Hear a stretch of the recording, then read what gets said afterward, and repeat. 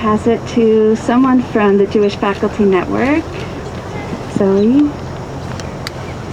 Hi everyone, thank you for coming. I'm part of the Jewish Faculty Network. I'm faculty here at the University of Toronto. And Shabbat, for those who don't know, and sometimes as a reminder for those who do, has a lot to teach us about hospitality. We open our homes and our tables to our friends, to our kin, and we spend time together, we cook, we rest so that we can struggle another day. We light candles and welcome angels into our home for protection. And all of those things are very, very needed. But hospitality also asks us to think about who's a host and who's a guest. And so as a member of the Jewish Faculty Network, I recognize that I'm a guest here in many ways. I'm a guest in this amazing liberated zone that the students have created through sheer will and power and organizing.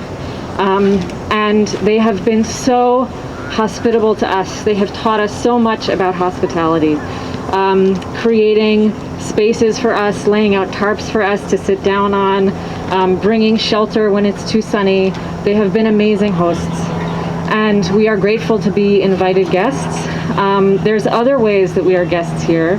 As a settler, as many of us are, I am an uninvited guest on land that is governed by the Dish with One Spoon Wampum Belt Covenant between the Haudenosaunee and Anishinaabe people that was created in 1701.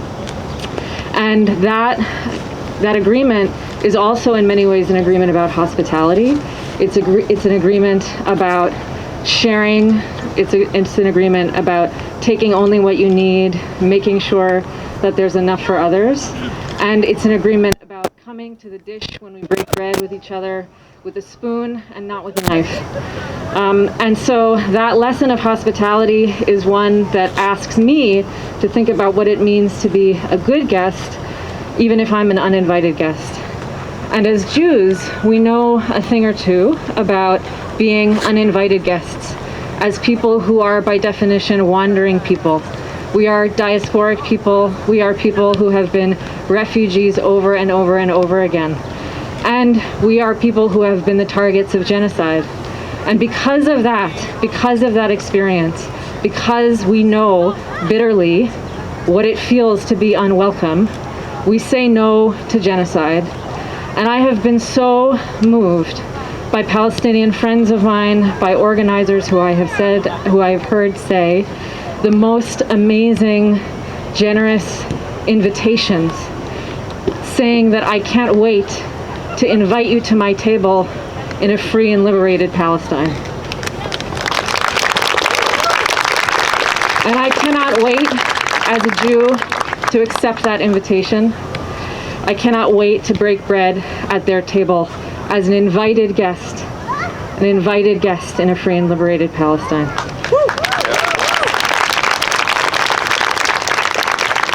So here we are as guests and as hosts in a complicated place, in a complicated time, and we want to make very clear that as we gather here, we say no to settler colonial genocide here from sea to sea to sea. We say no to settler colonial genocide between the river and the sea.